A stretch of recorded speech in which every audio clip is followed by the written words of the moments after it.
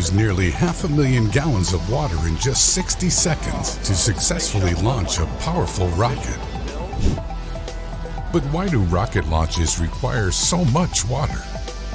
The billowing clouds of water vapor you see when spacecraft take flight come from two sources. The first is its launch systems. You know, that gigantic rocket the spacecraft is attached to. These rockets are commonly powered by a combination of liquid hydrogen and liquid oxygen.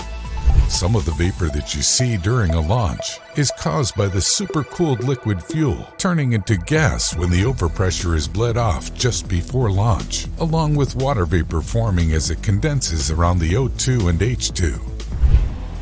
The second primary source of water vapor comes from the launch pad's sound and fire suppression systems.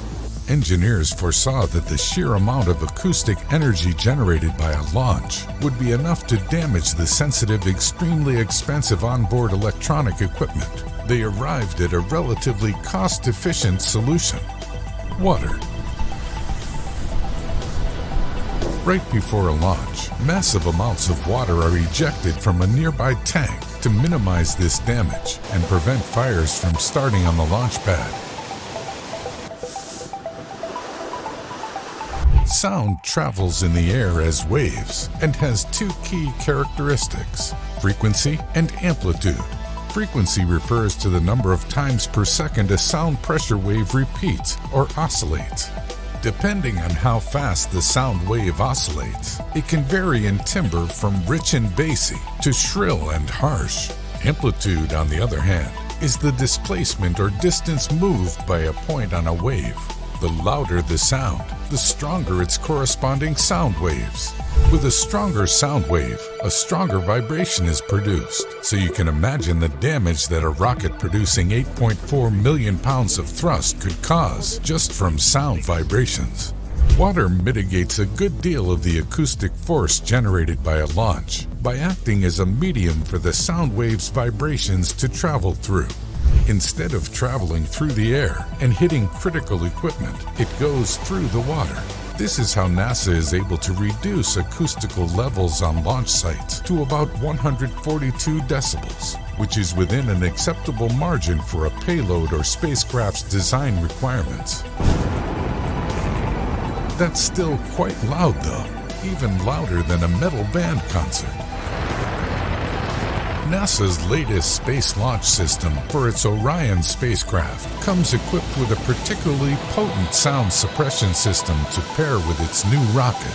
As the SLS features the most powerful booster ever built, engineers saw fit to design a new, more powerful system to protect the equipment and crew on the ground. Dubbed the Ignition Overpressure Protection and Sound Suppression, or IOP/SS Water Deluge System. This system releases 450,000 gallons of water in just 60 seconds during launch. That's enough water to supply a town of 1,000 for almost 6 whole days.